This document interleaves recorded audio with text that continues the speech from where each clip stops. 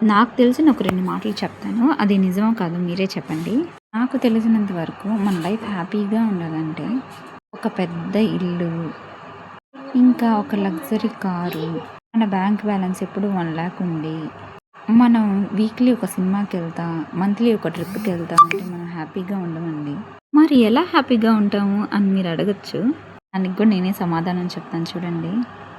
నలుగురు మనం ఎదిగిపోతున్నాము అని కుళ్ళుకోకుండా, నలుగురు మన మీద చాడీలు చెప్పి వేరే వాళ్ళ దగ్గర గొడవలు పెట్టకుండా, మన మధ్యలో దూరి మనకే గొడవలు పెట్టకుండా, మన లైఫ్ మనల్ని బతకనిస్తే చాలు, ఆటోమేటిక్గా అదొక హ్యాపీ లైఫ్ అవుతుంది.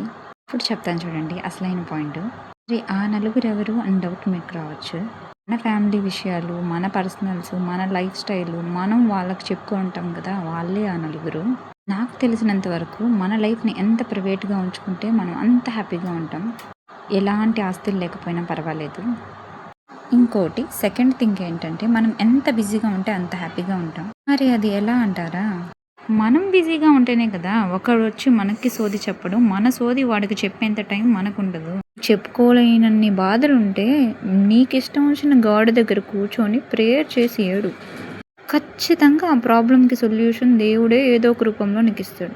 అదే ఆ ప్రాబ్లం ఎత్తుకొని వెళ్ళి నీ ఫేవరెట్ అయిన పర్సన్, నువ్వు ఎంతగానో నమ్మిన పర్సన్ దగ్గరికి వెళ్ళి చెప్పావనుకో, నువ్వు చెప్పే ఆ ఒక్క మాటని 4 మాటలుగా చేసి చెప్పేవాళ్ళు చాలామంది ఉన్నారు. సో ప్లీజ్ మీ లైఫ్ని మీరు ఎంత ప్రైవేట్గా ఉంచుకుంటే అంత మంచిది.